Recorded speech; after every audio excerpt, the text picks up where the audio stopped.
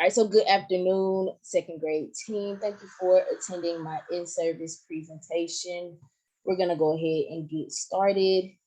So if you would, please make sure that you have your participant guide pulled up that was put in the chat box at the beginning of the Zoom conference, and we'll go ahead and get started.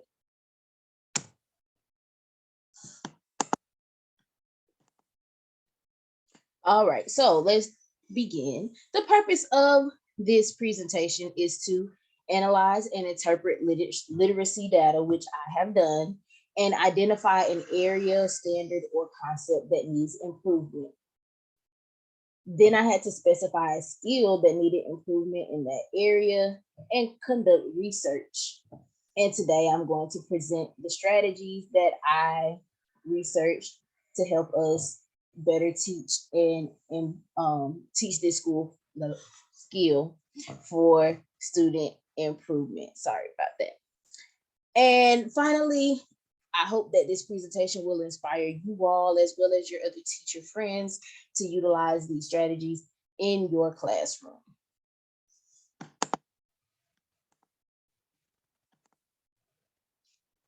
The chosen standard for this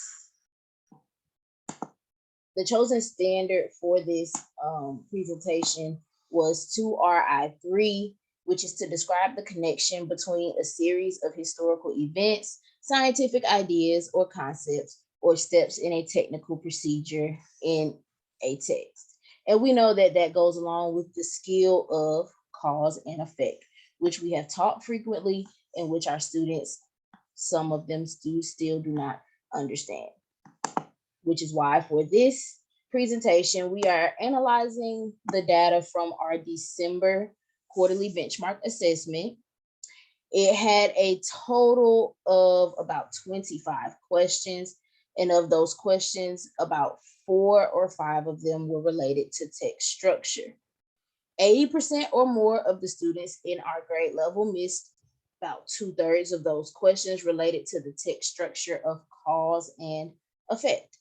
For that reason, I conducted some research on the strategies that we could use to teach cause and effect in a way that would help our students better understand both that text structure and the skill. So along with the strategies, there will be some technology integration, hopefully some things that you might see yourselves using in your classroom as well. So let's start with what is cause and effect. We know that cause and effect is a text structure that authors use to organize expository or informational text. A lot of times we might see cause and effect with fiction text, but it's specifically a text structure that is focused on nonfiction text. To understand this text structure, a reader must be able to determine what happens and why. So this text structure can be difficult for young readers to both locate in a text and comprehend as they read. However, it's important for students to be able to identify this text structure because, first of all, it gives them more exposure to informational text. Also, because students who can identify text structures can recall and remember text better than those who cannot point out those text structures. And also, understanding text structure helps in comprehension because students know what to look for, where to look, and how to find that information in the text. So now let's get to these strategies. The first strategy that we're going to discuss today is teaching cause and effect through clue words. We're going to start with a video, just a quick 30-second clip from BrainPop that shows cause and effect clue words. But before we start the video, do any of our second grade teachers know off the back of your head any cause and effect clue words? And if you do, go ahead and unmute now and share the ones you know. would those be considered like your transitional words first, next, then, and last? Those go more so with sequencing. When we're thinking about cause and effect, we're thinking about what happened and why. So things like maybe due to, or Like was, because of, the result yeah, from. yes, Um, those types of keywords, those types of clue words. So these are the types of words that we want to teach our students so that when they're reading, they can point out, oh, I see a cause and effect clue word. Maybe this text is structured to be cause and effect. So let's watch this video. Once again, I did share sound, but not the video optimization, so it might lag just a little.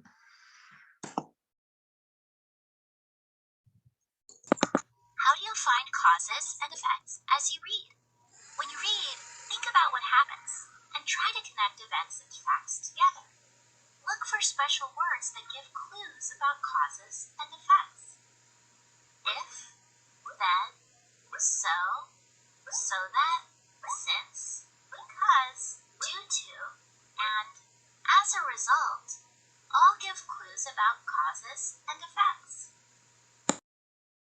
So this is a video that we could very well show our kids because it's a Brain Pop Junior video. This video is also very informative as far as giving you examples of causes and effects. So there are plenty of opportunities for you to stop and ask questions, as well as just allow the students to get information about what cause and effect is. So those are some tools that we will use. And so now let's go on to why even teach clue words. Knowing clue words and how they're used within text structure can help students identify that structure, like we said, and locate the connections between the given information. It's important for us to teach our students the clue words for both causes and the clue words for effects, because the author may not present the cause and effect situation in the order in which it happened. As adults, we know and recognize that causes and effects happen in order. The cause happens before the effect, and the effect is the result of the cause.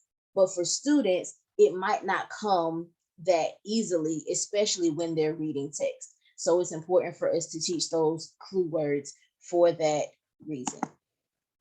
So cause clue words are always followed by the cause in the text. And effect clue words are always followed by the effect in the text. So I have this table that splits up our clue words into cause and effect. We have cause clue words such as because, due to, if, and since. And we have effect clue words such as a result, so, then, and so that. And we'll get to practice using these keywords in an activity right now. So if you could please go to your participant guide and click on activity number 1, there should be a link. We're going to complete this activity together.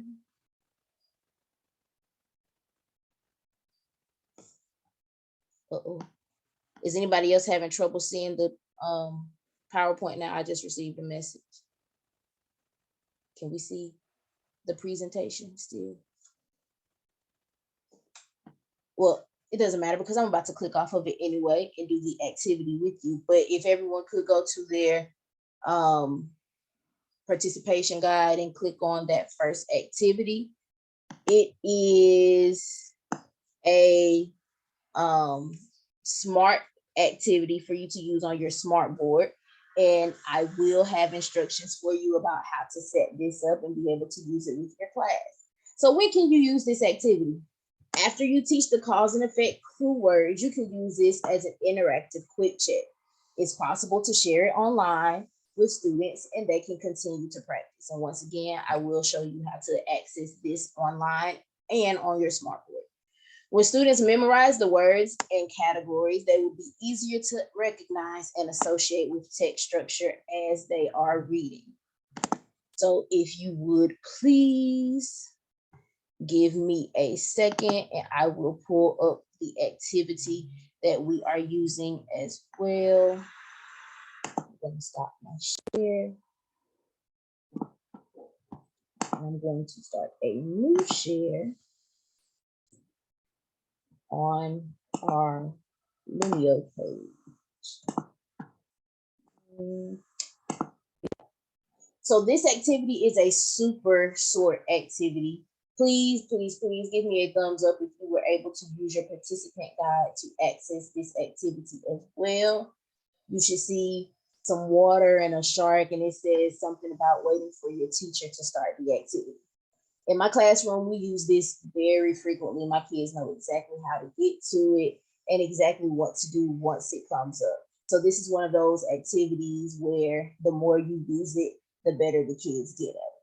But this is a super short activity, and I'm going to press start, and it will come up on your screens as well as mine, which is something that makes it really, really cool because the kids can see what you're doing and you can lead them from the front of the room. So the words might be in different orders, but the activity will still be the same. So for example, what I would do is everybody please find the key word, the cause and effect clue word, due to. And I would hover my mouse over it because of course some of our students will have issues finding this key word. So I will hover my mouse over due to, and once everyone has found due to, I'll say, who knows whether due to is a cause keyword or an effect keyword? And then somebody would raise their hand. Do I have any volunteers? Due to, is that a cause keyword or an effect keyword? Miss Doyle. I think it's a cause clue word. All right, let's check and see if you're correct.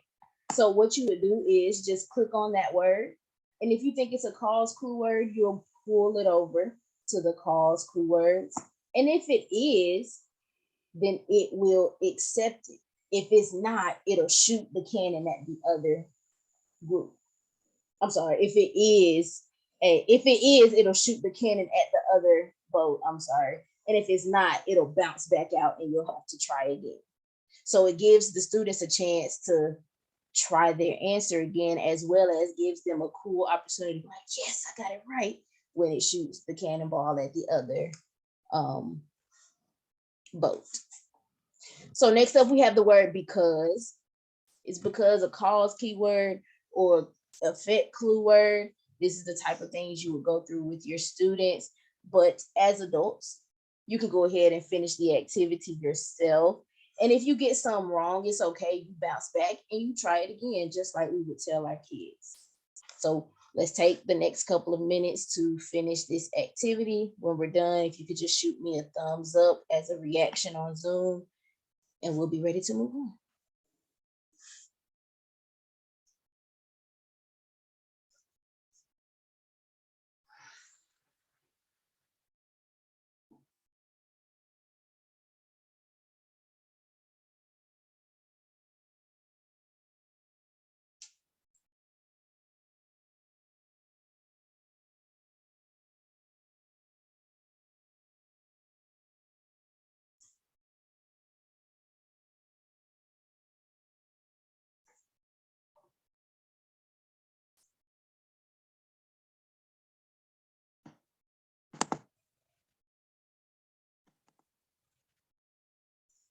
All right, I'm receiving some thumbs up. So we'll continue. I'll go ahead and finish this activity on my end. Because is a cause keyword. If is a cause keyword. So that is an effect keyword. Then is an effect keyword. As a result is an effect keyword. Since is a cause keyword. And the last one, so, it can get kind of tricky.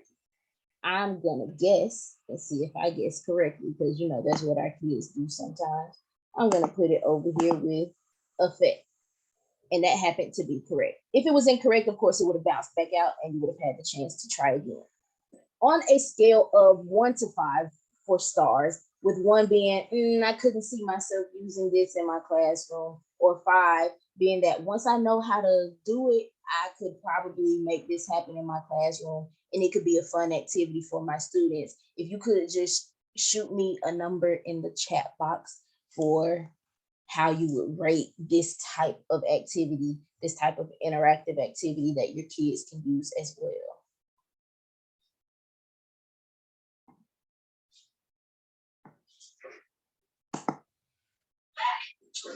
Okay. So we might be having some more PDs to be able to learn how to use this technology. There's so many other things you can do with this program other than just this sorting activity, but we will talk about that more later on. So now let's get back to the presentation. Okay, so we just completed our first activity, which was sorting our cause and effect clue words.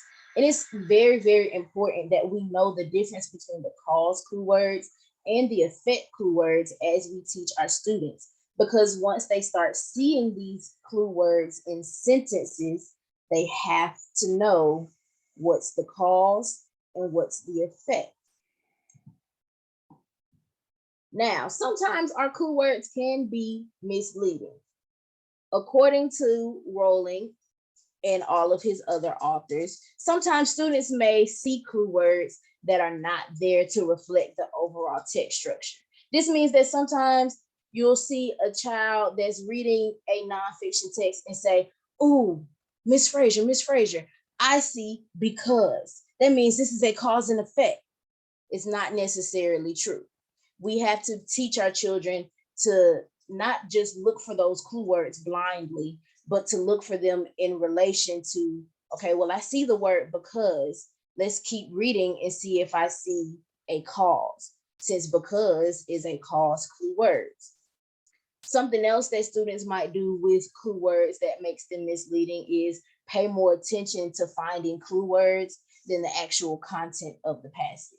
So you're so obsessed with finding those clue words and circling them, those because, those so, if, then, that we're not actually paying attention to the content that is within the passage. So those are things that we have to be careful to teach and model when we are teaching our students about clue words. A key to this is being strategic and effective. When teaching clue words and their relationship with the text structure, let's start by working with sentences instead of full paragraphs. We have to take baby steps. This is extremely appropriate for those students who are at risk for academic failure and for those students who need things broken down into smaller chunks before going big with it, if that makes sense. We can teach students to circle the clue word and underline the cause and effect in different colors. An example is about to come up. The cause will be blue, the effect will be green. Our sentence says, we wore our raincoat because of the weather report. We can have our students find the clue word because and circle it. And we're circling it blue because the word because is a cause keyword. Notice our key says cause is blue. So that means the words that come after this keyword because are going to be the cause. That's why it's underlined blue. That means the other part of the sentence is the effect, which we underline green. So now we can discuss with our children this relationship. We see our clue word because. The words that come right after are the cause. We saw the weather report, that's the cause. The effect, the result is we wore our raincoats. Now, we can take it even a step further and pull some inferencing in with that. Why would our result be to bring the raincoats? What must the weather report have said? So you can tie in other skills and strategies with the skill of cause and effect. But the most important thing is to be able to identify that clue word, know the words that come after it, and be able to identify the cause and the effect. Now, if the keyword in the sentence was an effect clue word, we would have circled it green. And the words that came after it would be green as well, because it would have been identifying the effect. Does everything make sense so far? Do we have any questions? I want to check in before we continue.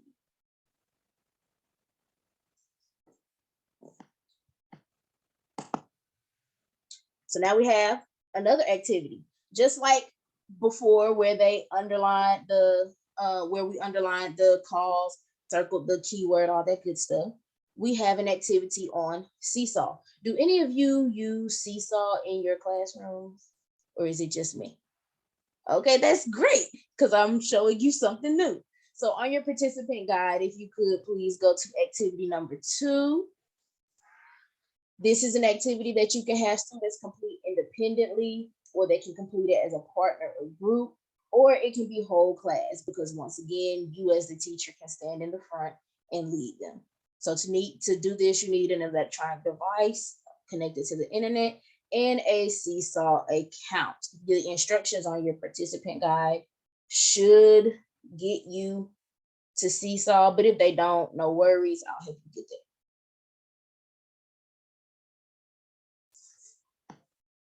And we are going to complete this activity together, just as we would if we were in our classroom.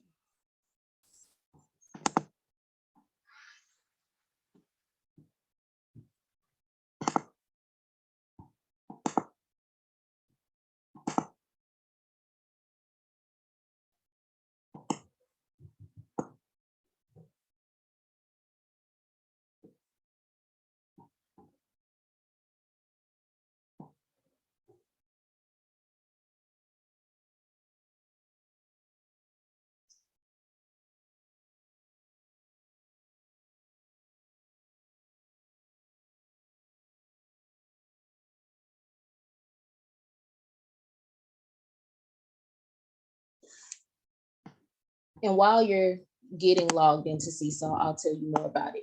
Seesaw is another interactive website with journal capabilities. So as a teacher, you can assign your student activities and they can complete them, post them. You look at them. If you want to grade them, you can. If you just want to write them a comment as feedback, you can. And it all loads into a journal so that you can see all of the work they've done. If you purchase an option, then you can do things like put the activities in different folders for the kids. So if you have a whole reading folder, you can put all your cause and effect things in that folder. You can use it for every subject. They have activities for everything. You can even make your own activities. Students can record videos, they can record audio, they can post pictures. It's really almost like a Facebook feed where they can see what they're posting and everyone else is posting, but an educational version of it. And the teachers can accept or delete what they don't want to be shown on the students' journal pages.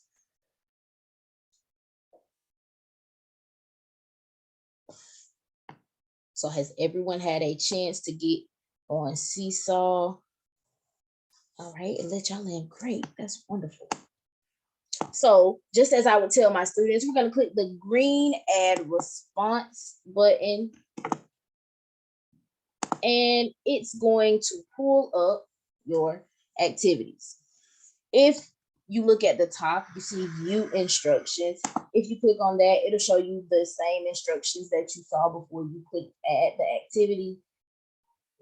The instructions for this activity are as follows. Number 1, press the add button, which we did. Number 2, tap the highlighter tool, and we're going to highlight the cause and effect in each sentence. And then lastly, we're going to click the green check mark to submit our work when we're finished. Once again, this is something that you can do with your kids as a whole group activity. You can also allow them to do it with partners or individually. Something that I am going to add to this is that we are going to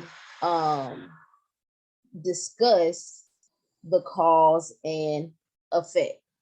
And we're going to see if there is a clue word in the sentence. Sometimes we'll discover that there is not a clue word, but we'll have to think about what happens first and what's the result. We'll ask the question, what happened, to figure out the effect, and we'll ask the question, why, to figure out the cause. So here we are with number 1. Allison slipped on a drink someone spilled on the floor. Well, once you get to the activity, they might have extra instructions for you. The instructions say read the sentence and highlight the cause yellow and the effect pink. So if you notice over here on the side, you can change the color of your highlighter all the way on the right side. So you can change to pink and you can go back to yellow to do your causes and effects on all 5 of these. So much like what I would do with my class, we'll go through them together. So number 1, Allison slipped on a drink someone spilled on the floor. Let's think, first of all, if we see any clue words. Do I see because, if, then, so that, due to, as a result? Do I see any of those words? No, I don't either.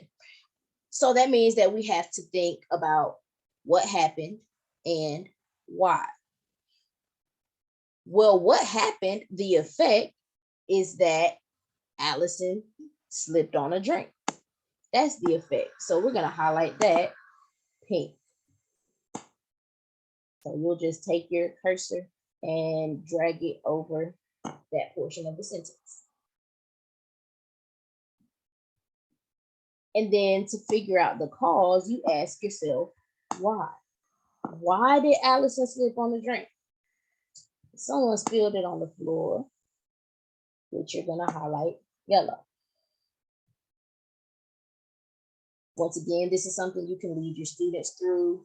You can have them do it as partners, individually, all that. So now, we're not going to completely finish this activity in the interest of time, but I do want to skip down to number 5 because I do see a clue word on number 5. What clue word do we see, class? Since. We see the clue word since. And is since a cause clue word or an effect clue word? Do we remember? It is a cause clue word. Very good. So what I would have my students do at this time is switch from the highlighter to the pen or pencil, either one, and have them circle the keyword. And they're going to circle it in yellow, since that's the color we're using to do the cause. So let's circle in yellow. No.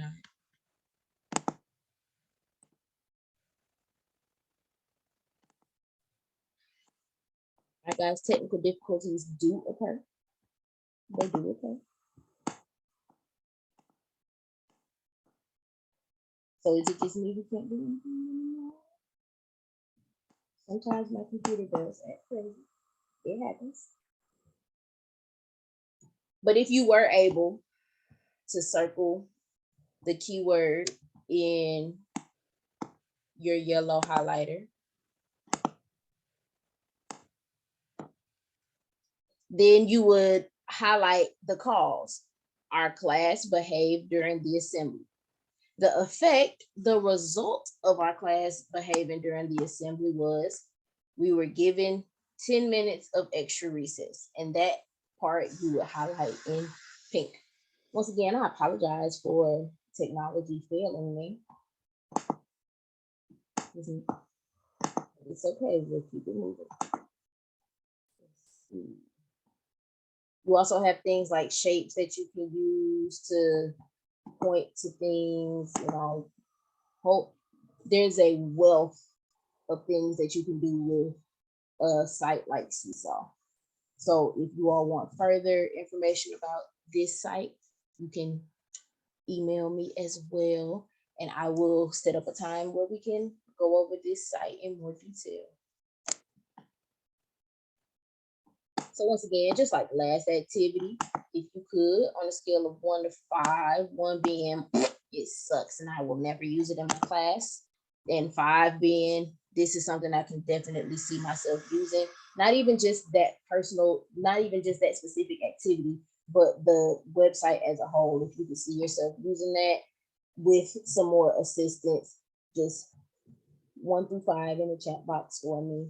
This helps me to know whether or not the activities that I'm selecting are things that my teammates as well as other teachers in the school might want to use based on what we know our kids can do.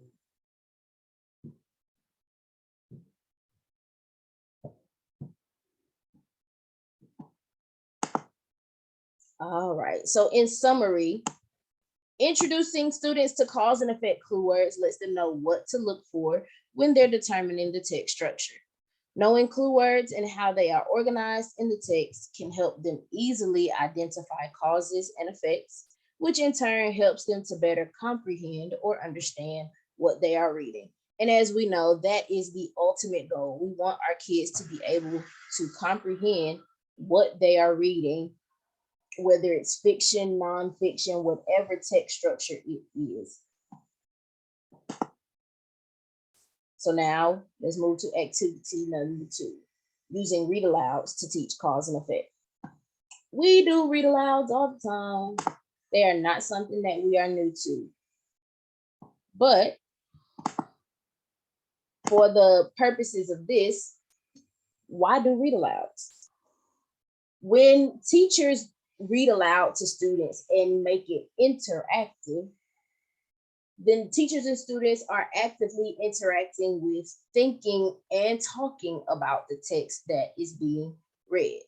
It promotes vocabulary acquisition, syntax, comprehension, and oral language development. As we know, many of our students are not at an independent reading level where they will consistently see the types of text structures that they'll see on a benchmark test like our QBA. But that doesn't mean that we cannot introduce them to the text structures that they will eventually see as they progress and as they continue to become better readers. This is why it's so important for us to conduct read alouds, because we introduce them to these structures in anticipation of them getting there.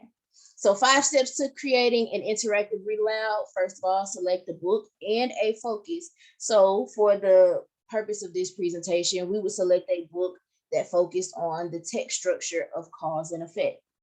We would select a non-fiction text, because although there are plenty of cute stories that tell cause and effect relationships in a fiction setting, when our students encounter nonfiction text, they need to be able to identify that text structure. So we'll read the book and we'll do the thinking before we even think about giving it to the kids. We'll decide on what vocabulary to highlight and what questions to ask. We'll make purposeful stopping points and note them with sticky notes, or if you like to write in your book, you can write in your book, whatever you need to do. And we're going to use gestures, eye contacts, visuals, and expressions to support not only our English language learners, but those students who need that extra support as well. So,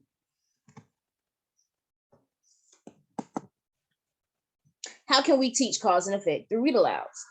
So informational read alouds help us to model how to analyze the author's craft and structure.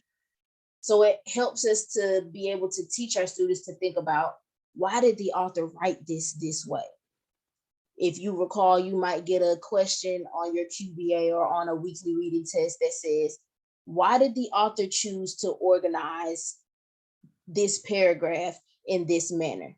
And if he chose to organize it in a cause and effect text structure, it's important for the students to understand that he wants us to know what happens and why, or he or she wants us to understand why things occur the way that they occur. So it allows them to point out examples of cause and effect using clue words in complex situations. As teachers, when we are conducting interactive read alouds, excuse me, for cause and effect, we should point out clue words, discuss relationships between events that happen and why. And if it's not events, then facts within our text. We should model how text structure in the book can help the reader comprehend the text. So at different points, we should stop and think aloud. And we should allow students to comment observations and ask questions during the reading. We should also allow them to turn and talk. So to practice doing what they just saw you do. So if as a teacher, I'm stopping and saying, well, in order for me to understand this page, I need to know why the plates move and called why the plates move, or why earthquakes occur. And then I would go back into my text and say, well, why do earthquakes occur? What is the cause of earthquakes? And we, as teachers, we would go and find that clue word and be able to figure out the cause. So those are the types of things that we should be modeling to our students during read alouds as well. So as was mentioned before, most read alouds given at the elementary level are fiction, and it doesn't give our kids the chance to develop understandings of the different nonfiction genres and the purposes that authors write text. We also can get the chance to interact with our peers through turn and talks, as I just said, and they are language-based, which is beneficial for students who have oral language difficulties. So the more we speak to them and introduce them to new language, the more they acquire language and are able to, in turn, demonstrate that as they read to themselves. Okay, we have another activity because, as I said before, we have to have technology integrated. But for this one, it should be a little simpler because this is a book that we have read in our HMH stories. I believe this was module 8. And this is a narrative nonfiction text, which is good still to use for this standard, for this skill, because it is still nonfiction. It still has plenty of facts and information for students to be able to pull causes and effects from. So the activity for this is activity number 3, planning an interactive read aloud. If you look on your participant guide and click on the link, the first link takes you to a read aloud of the story, which you can listen to independently or we can listen to it together. And the second link takes you to a Jamboard, which is a Google activity where you can have people collaborating at the same time, and you can jot down your read aloud questions and things that you would point out to direct students to the cause and effect text structure within this book. And this is something that we can use for any book that we decide to use for cause and effect as a team. It can be, this is something that you can also adapt to use for your kids so they can point out causes and effects as we read. So if you could just take a few minutes, if you remember the story, I don't suggest you read it again, but maybe go through a quick skim or a quick listen to determine what you would like to put for your just 1 or 2 questions that you would ask to help direct your students to the cause and effect text structure. And we'll take about 5-10 minutes, no longer than 10 minutes. I don't even think we'll need that long. And then we'll share the Jamboard and discuss that a little bit. So if you could please go ahead and enjoy that. I'll put up a timer. If you all finish before the timer is over, please feel free to hit me up in the chat box and let me know we're done and we're ready to move on.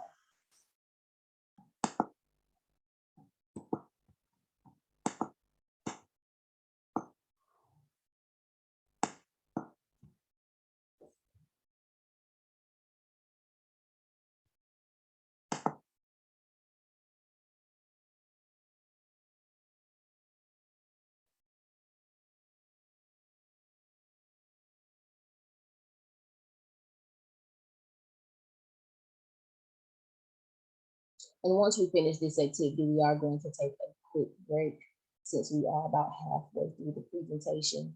And I want to be respectful of both your resources and your time.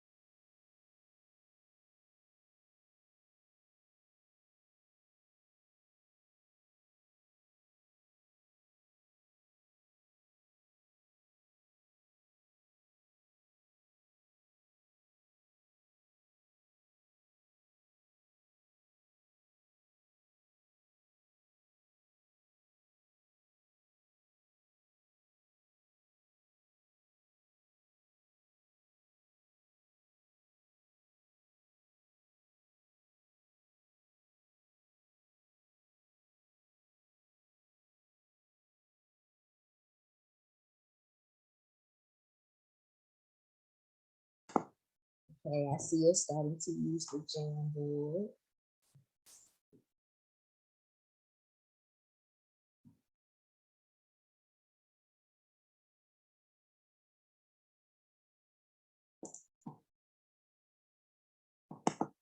have a little under 5 minutes left.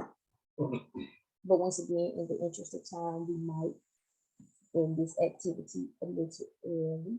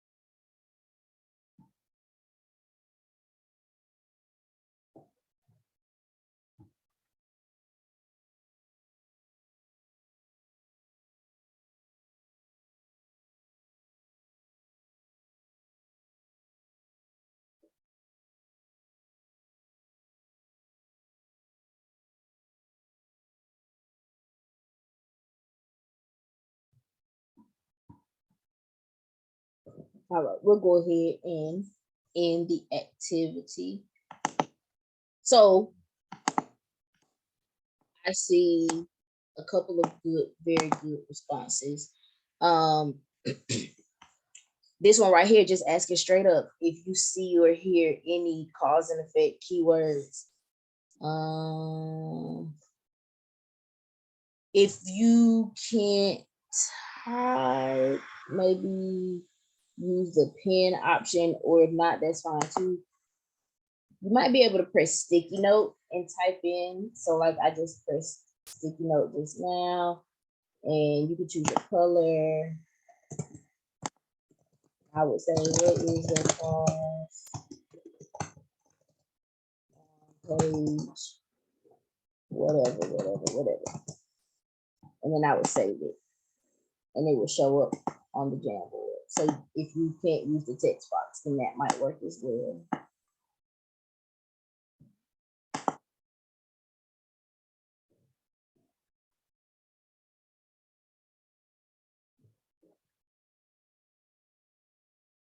This question right here, though, is how could we use our cause and effect keywords to explain the water cycle picture on page 109? I like that question because it's going to force the kids to think about not only the clue words that they know, but how they relate to form these cause and effect situations. So what causes water to evaporate? The bright sun heats up the ground and causes water to evaporate. Cause and effect. Throughout the story, how many causes and effects did you hear? These are all great questions that I hope you will use with your kids next year as you teach this lesson when it comes up. So this Jamboard activity is something that, once again, you can use with your kids. They can completely remain anonymous. The only person who would know who they are is you, because it would come up on their Google account as them being the one to post it. But the other students would not know who posted it.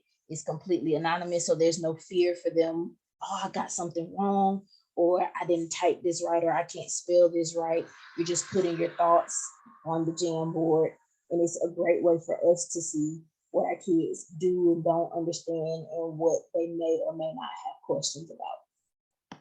So just another little thing for us to use, not even just in our reading time, but in any content. I'm sorry, y'all, my voice is going out. I haven't had to talk this long in equipment. While Right, so in summary, for read alouds, informational read alouds allow students to be exposed to text structures that they cannot be exposed to through fictional text. When teachers model determining the text structure and allow students to be active participants in the process, they gain language skills and reading skills that can be applied to their independent reading. And now here we are at our last strategy.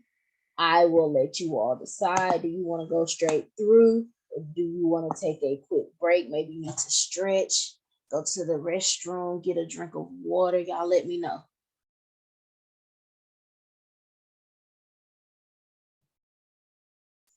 You can say it out. You can go in the chat box, whatever's good for me.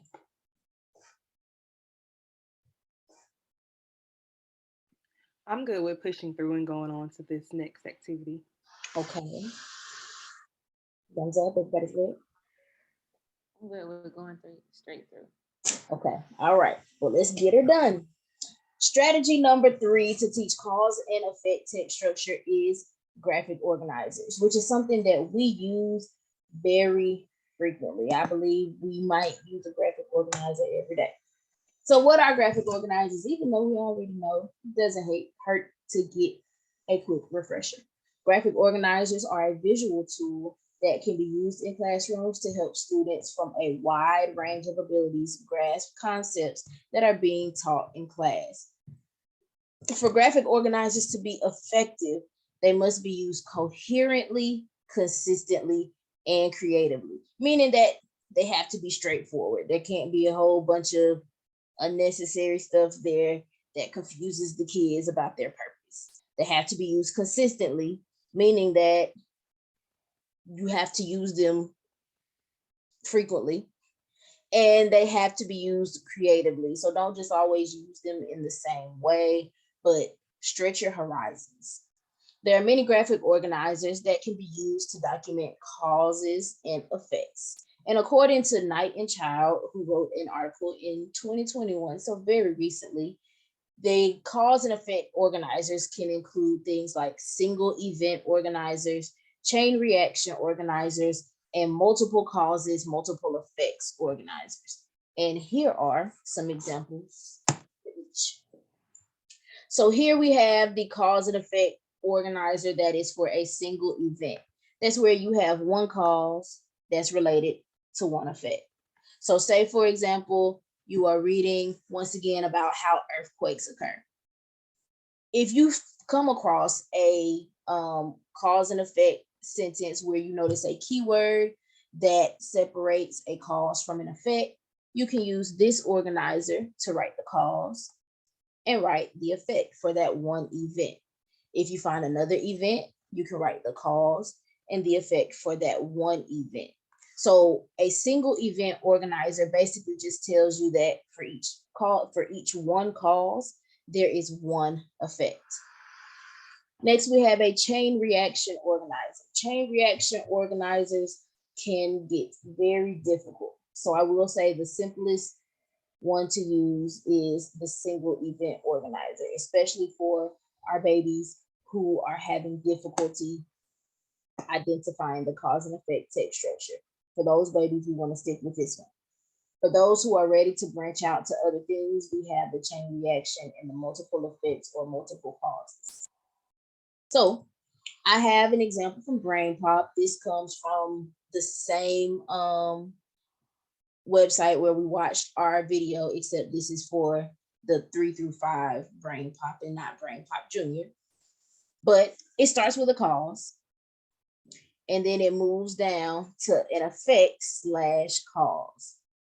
So what that means is that the effect is eventually going to turn into a cause, and it's going to cause something else. And this effect is going to cause something else.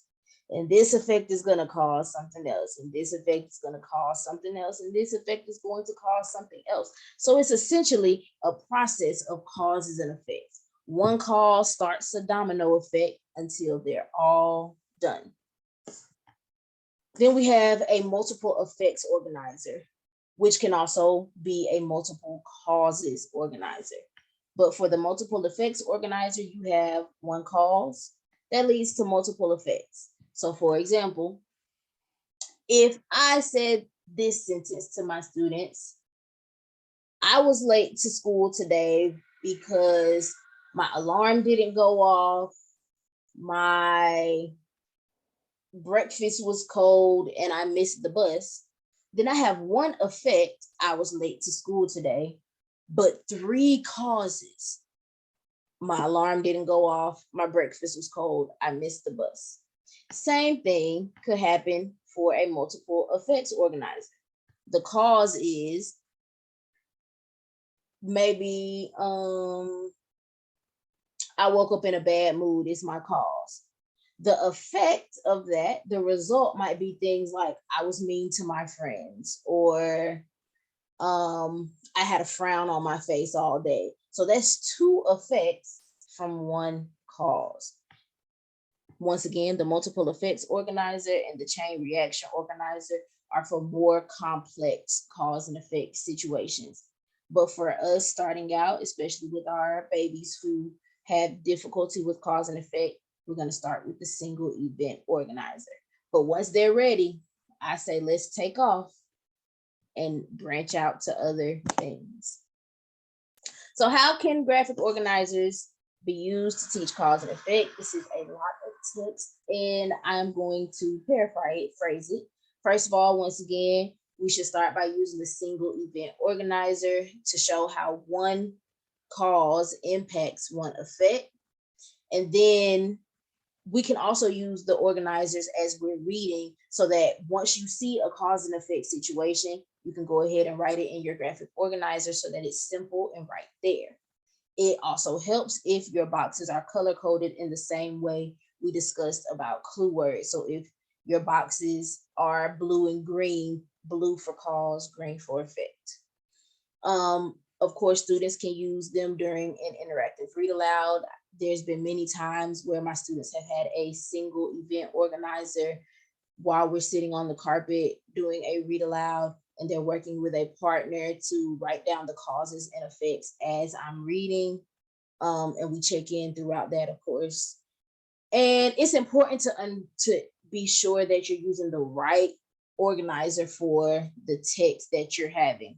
So if you have a text where one cause has multiple effects, then you want to use the multiple effects organizer. If you have a text that has a chain reaction of causes and effects, that's the organizer that you want to use. And if you have a text that has single causes and effects, that's one you want to use. And surprisingly, a fiction book that a lot of us use, including myself, to teach cause and effect is a simple book like If You Give a Mouse a Cookie, or If You Give a Pig a Pancake. And that is fine to use to strictly introduce, but once we get in, we want to get more deeply into nonfiction text. But back to the point of this, that book, a lot of us use a single cause, single effect graphic organizer for.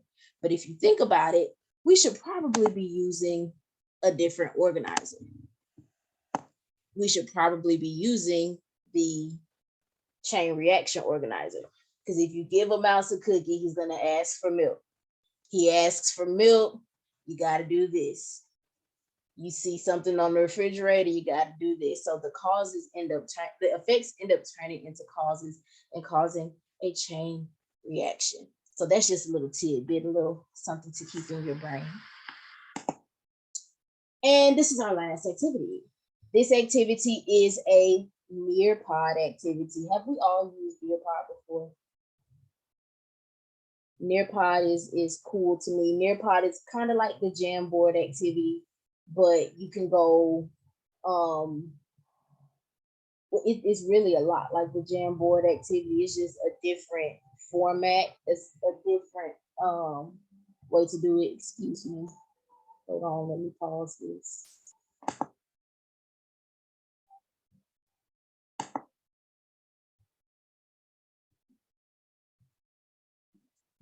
Okay, so we are going to spend some time on Nearpod finding some graphic organizers that we can use in our classroom. And it's cool because you can find the organizer, copy and paste it onto the Nearpod, and write a little caption about how you're going to use it in your classroom. So if you could please go to your participant guide and see activity number 4. It'll give you the link to the Nearpod. And if it does not by chance, then I will link it in the chat box. I said Nearpod, I meant Padlet. I definitely meant Padlet. Excuse me. So sorry. I'm going to share the Padlet link in the chat box just in case it did not show up on your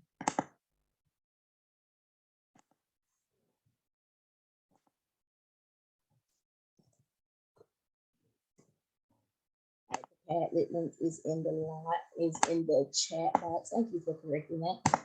And here is the Padlet. So I started with a multiple cause, multiple effect. Organizer has multiple causes that result in one effect. And if you want, you can go into more detail. You can comment on other people's posts. It's a very, very good interactive way for us to share resources and for us to share things that we both want our kids to see and our fellow teachers to see. So if we take a couple minutes and just work through this Padlet, this will be saved and we will have access to it forevermore. I'm never gonna take it down. So you'll always be able to come back to it and find an organizer that works for what you're doing.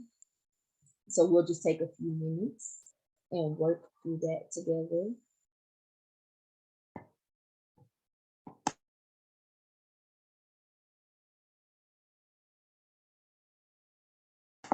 And to add, you just push this plus sign down here at the bottom right.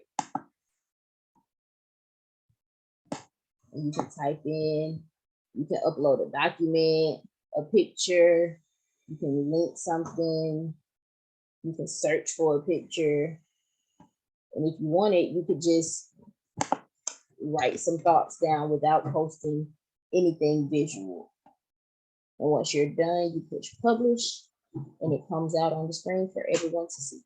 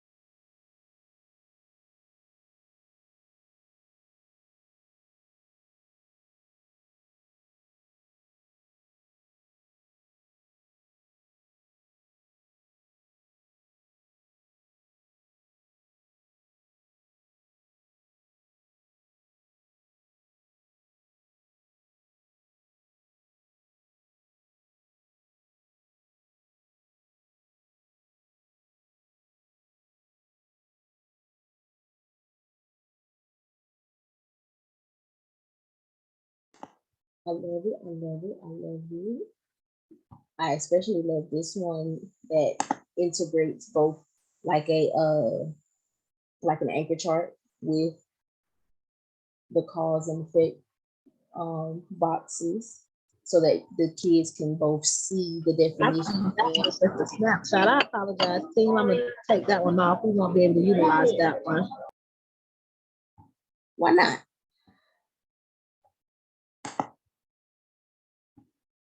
Because it's not uploading the entire graphic organizer. It looks like it's just like a piece at the top that explains what cause and effect is.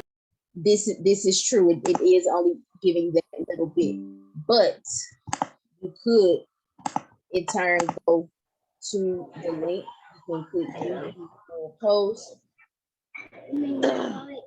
or view original. You can go straight to the there should be a way for us to go straight to the link where you got it from. So we will get that figured out so that we can use that one because I really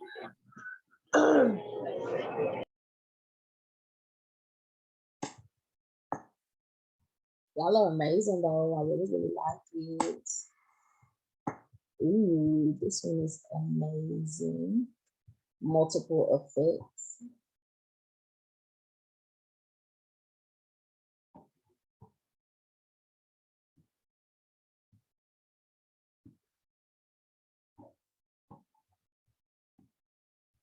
All right, ladies, and this will consistently be up and working so we can add to it whenever.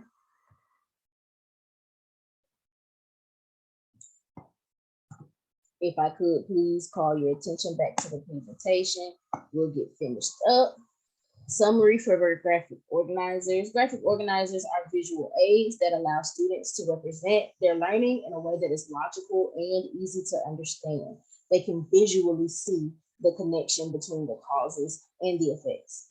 When choosing graphic organizers to teach cause and effect, we have to make sure we are choosing ones that are appropriate and that they are consistent, but that means frequently used, straightforward, and used creatively. These are just some examples of informational text that you can use for cause and effect, including a couple that are narrative nonfiction. Just have this here for your viewing pleasure. If you would like me to send you this slide or a list that I have, then I would definitely do that for you. Some final thoughts. Cause and effect is a nonfiction text structure. For this reason, we should focus on teaching this skill primarily through the use of nonfiction text. There are plenty of fiction texts that can fit the skill, but they don't do the same thing for us that the nonfiction texts do as far as determining text structure. Clue words are useful, but can be misleading if students are not looking for the cause and effect relationship along with the clue word, which is why we must stress that they have to look for the relationship and not just the word in isolation. Read alouds are only effective as the teacher makes them. The more interactive they are, the better. And that comes from us being good at planning our read alouds and executing them. Graphic organizers are only useful for this skill if they match the text, are straightforward, and used consistently.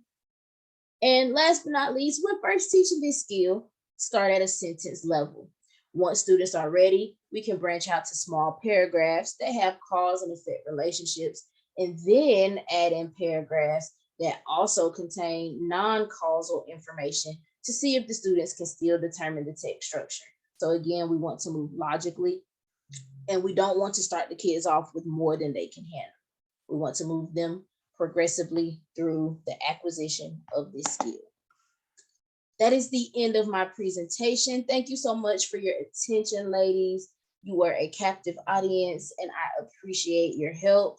Please leave feedback in the chat box to help me as I continue, because I know I'm going to have to present a lot more things as I continue as a teacher. Your input is greatly appreciated. And ladies, once you finish typing in your feedback into the chat box, please feel free to go ahead and log out. I appreciate you. I love you. Thank you so much.